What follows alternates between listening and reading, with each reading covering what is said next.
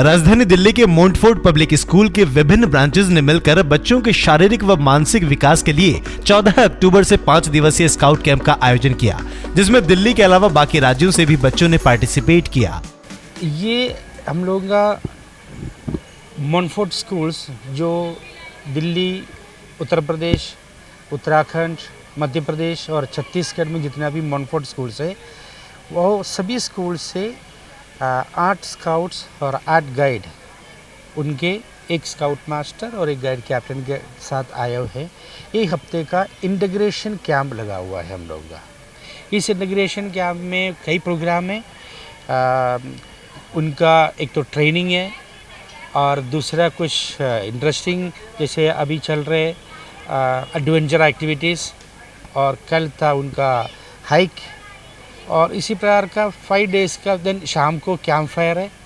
तो डेली उनका अलग अलग प्रोग्राम है। इसमें एक ही बच्चे सारे अलग अलग बैकग्राउंड से आए हुए हैं।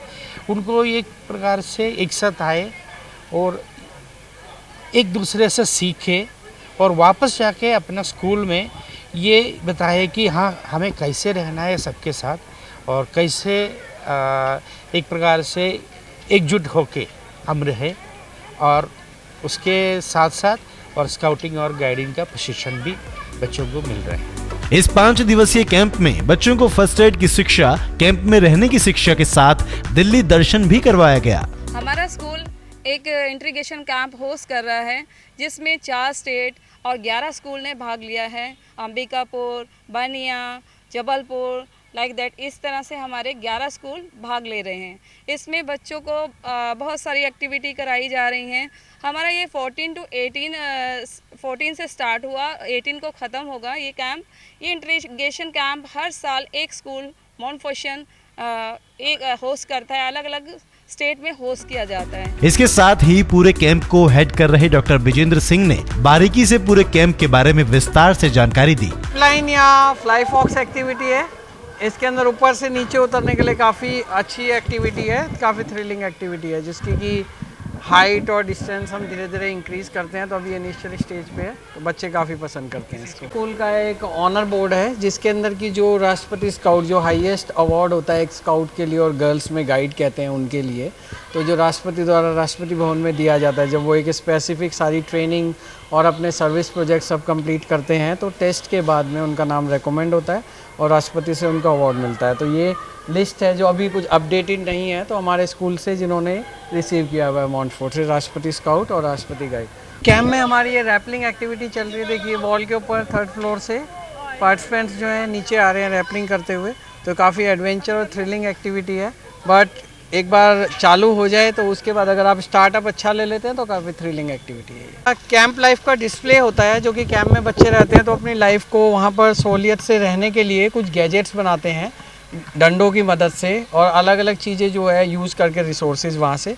तो ये डिस्प्ले रहता है हर कैंप के अंदर। तो देखिए यहाँ पर सभी जो स्कूल्स पार्टिसिपेटिंग है, उन्होंने अपना लाइन एरिया जो है उसको डेकोरेट किया हुआ है, और वहाँ पर उन्होंने अपना एक इम्प्रोवाइज शेल्टर या टेंट बनाया हुआ है। और उसके साथ साथ यहाँ पर कुछ गैजेट्स बनाते हैं वो, जिनसे कि वो अपना ज़्यादा अच्छी तरीके से कैंप लाइफ में रह सकें।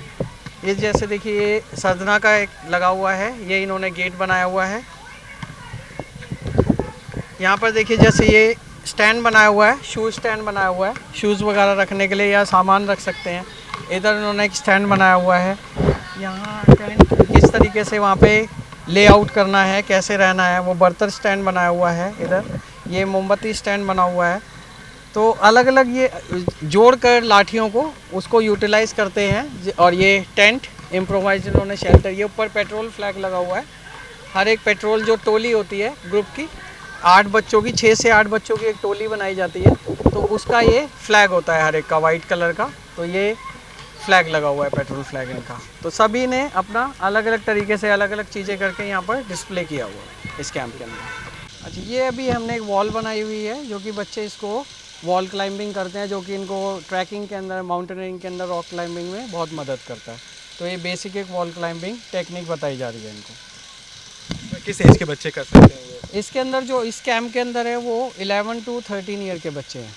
यहाँ पर ये बर्मा ब्रिज लगाया गया है, जिसके अंदर जो ये मूव करता है रास्ते के अंदर, तो इसमें काफ़ी थ्रिलिंग फील होता है बच्चों को।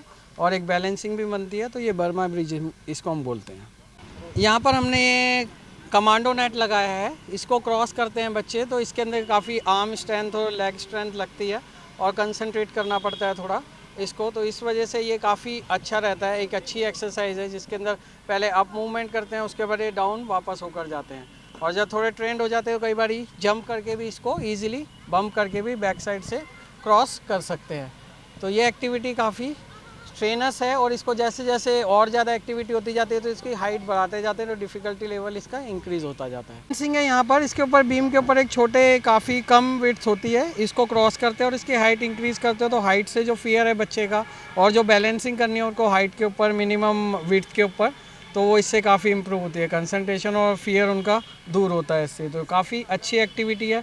बाद में हम धीरे धीरे इसकी लेंथ को बढ़ाते जाते हैं और हाइट को भी थोड़ा इंक्रीज़ कर देते हैं। ये यहाँ पर अभी हम कमांडो ब्रिज की ट्रेनिंग बच्चों को दे रहे हैं इसको क्रॉस करने के लिए। इसमें देखिए एक हाथ से ऊपर रोप पकड़ते हैं, नीचे दूसरी रोप पर वॉक करते हैं, तो इससे भी फेयर जो होता है ऊंचाई से वो दूर होता है। और ये ईजी शुरू में लगता है मगर ये क्रॉस करना बहुत ज़्यादा ईजी है। और इसका दूसरा मेथड है कि ऊपर की तरफ से सिंगल रोप से भी इसको क्रॉस किया जा सकता है इस ब्रिज को, तो वो टेक्निक अभी आपको दूसरा स्काउट आते हैं तो वो क्रॉस करके अभी दिखाते हैं कि इसको किस तरीके से सिंगल रूप से क्रॉस किया जाता है। आज मैं आपको इस मेमोरी गेम के बारे में बताने वाली हूँ। ये बहुत सिंपल गेम है।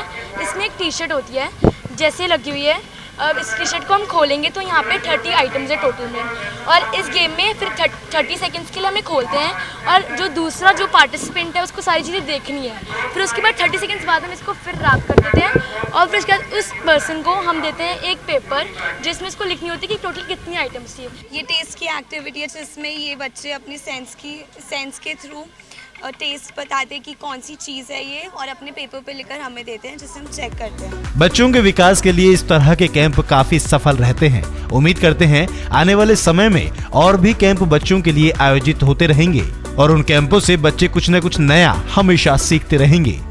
दिल्ली दर्पण टीवी के लिए कैमरामैन संदीप रानी।